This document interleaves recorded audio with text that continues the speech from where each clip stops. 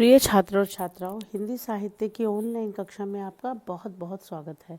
मैं डॉक्टर मीना गौतम आज आपकी BA द्वितीय वर्ष की कक्षा ले रही हूँ। BA द्वितीय वर्ष की कक्षा का जो प्रथम प्रश्न पत्र है रीतिकालीन काव्य, उसमें अधिकांश कवियों पर हम कक्षाएं ले चुके हैं। आपका जो समूचा कोर्स है वो समाप्ति की तरफ है प्रथम प्रश्न पत्र का। और जो अंतिम कक्षा में ले रही हूँ, या अंतिम हम कवि जिस पर हम बात कर रहे हैं सेनापति पर, मैं सेनापति को आज पढ़ाना चाह रही हूँ। और सेनापति पर कुछ एक कक्षाएं मैं ले चुकी हूँ। आज मैं जिस विषय पर बात करूँगी, आपकी टेक्स्ट बुक में भी एक प्रश्न है, और मैंने पिछली बार अपनी पहली कक्षा जब सेनापति को ली थी तो ये प्रश्न उठाया था कि सेनापति रीतिकालीन कवि हैं या भक्तिकालीन, और यह सेनापति रीतिकाल के विशिष्ट कवि हैं। इस बात पर, इस संदर्भ में या इस बात पर प्रकाश डालिए। इस प्रकार के आपके प्रश्न आपको आ सकते हैं। तो आज मैं इस विषय में ही आपसे बात करना चाहती हूँ।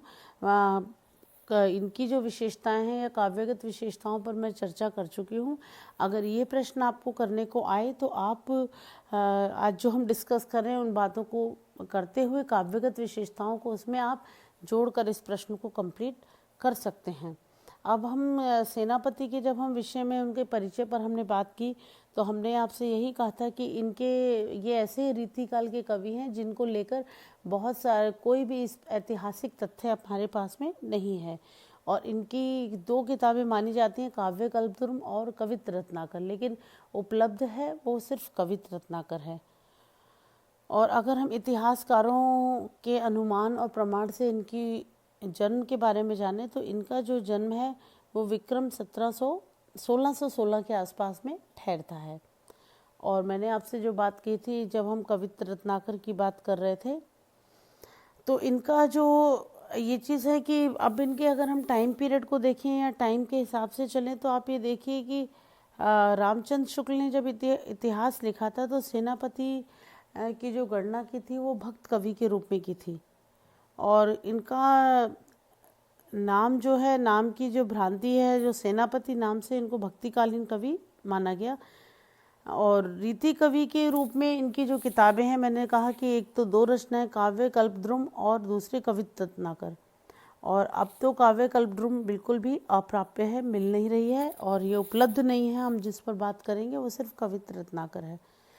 अगर हम कवित्त रत्नाकर को देखिए, वह बेसिकली रीति का लक्षण ग्रंथ है और इसमें नायिका भेद, विरह वर्णन के प्रसंग, षठ ऋतु वर्णन और श्लेष चमत्कार बहुत ही अच्छे तरीके से वहाँ पर वर्णित किया गया है।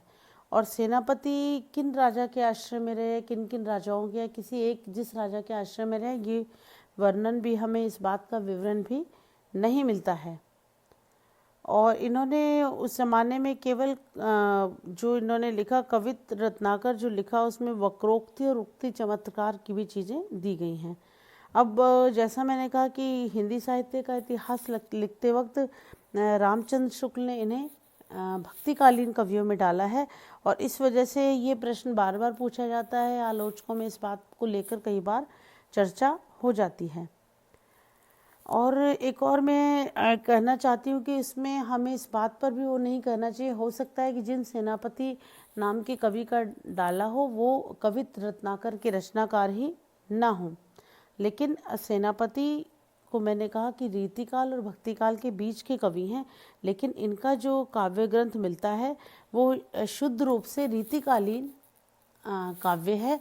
यह रीति परंपरा के काव्य ग्रंथों का ही एक ग्रंथ है, जिसमें नायिका भेद, विरह वर्णन और श्रृंगार रस का सम्यक जो परिपाक है, काव्य चमत्कृति, सारी चीज़ें दिखाई देती हैं। और इसमें जब हम कवित्त रत्नाकर को उठाते हैं तो इससे स्पष्ट हो जाता है कि इनकी जो ग्रंथ है जो हमें उपलब्ध है वो शुद्ध रूप से रीतिकाली से जुड़ा हुआ ग्रंथ है। उसकी जो शैली है, उसका जो तरीका है, वो बिल्कुल भी भक्तिकालीन नहीं है। और इसका इन्होंने जो कि सेनापति का जो, अब मतलब ऐसा केवल अगर हम ग्रंथ को ही आधार माने, और क्योंकि ग्रंथ ही हमारे पास एक रचनाकार का परिचय है, तो इस वजह से इनको मानना, रीतिवादी प्रवृत्ति जो इनकी दिखाई देती है कवित्त रत्नाकर में, इस वजह से इनको रीतिकाल का ही कवि माना जाना चाहिए। और सेनापति ने जो कवित्व रत्नाकर है, जो कि अलंकारवादी आचार्य हैं, श्लेष का चमत्कार उन्होंने बहुत ज़्यादा उसमें दिखाया है।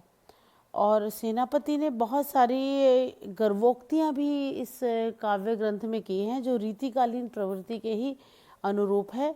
और भक्तिकालीन कवियों में कहीं भी अपने काव्य की प्रशंसा नहीं दिखाई देती है, कहीं भी वो प्रवृत्ति नहीं दिखाई देती। और आप ये देखिए कि भक्तिकालीन जितने भी कवि हैं, किसी भी कवि को अपना एक नाम प्रस्तुत करने की वहाँ एक इस तरह की शैली रही ही नहीं है कि अपने कवित्वों में अपने नाम की छाप ये लोग दिखाएं। लेकिन सेनापति ने अपने सभी कविताओं में एक नाम की छाप जो दिखाई है, वो कहीं ना कहीं किसी न किसी आश्रयदाता के साथ, ये आश्रयदाता के पास ही रहे हैं, जिस वजह से ये। और सेनापति के काव्य में पांडित्य प्रदर्शन की प्रवृत्ति भी दिखाई देगी। श्रृंगार वर्णन की जो प्रवृत्ति है वो पूरी तरह से रीतिकाल के प्रभाव से जुड़ी हुई है। और इन्हीं सारी बातें हैं जिसको लेकर हम इनको रीतिकाल का एक श्रेष्ठ कवि मानते हैं और भक्ति काल का कवि इनको हम नहीं मानते हैं। आपको अगर प्रश्न इस तरह पूछा जाए तो आप अपने तर्क देते हुए आगे फिर उसके पश्चात आप इनकी काव्यगत विशेषताओं पर चर्चा कर सकते हैं,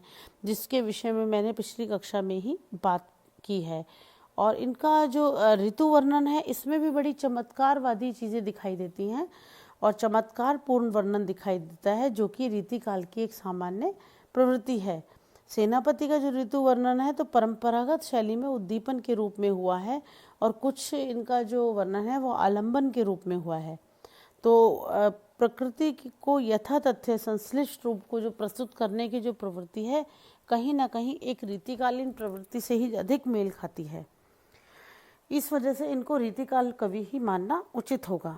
और दूसरा कि इनके जो कवित्व हैं उसमें जो आप जितनी भी ऋतुओं की जो वर्णन करते हैं, कहीं ना कहीं वो उद्दीपन का जो व्यापार की तरीके से सामने आते हैं। और नायिका के विरह को उद्दीप्त करने के लिए, नायिका के भावों को उद्दीप्त करने के लिए इन्होंने ऋतुओं का प्रयोग किया है, जो बिल्कुल एक रीतिकालीन प्रवृत्ति के ही अनुरूप है। दूसरा, इनकी जो श्रृंगार वर्णन की विशेषता है, सेनापति ने कवित्व रत्नाकर में बहुत सारे कविताओं में श्रृंगार वर्णन का और नायिका भेद का जो चित्रण बहुत ही रससिद्ध तरीके से किया है। मुख्य रूप से इन्होंने मुग्धा, खंडिता, वचन वेदकता, स्वाधीन पथिका, स्वीया और परकिया सभी प्रकार की नायिकाओं का सुंदर चित्रण किया है।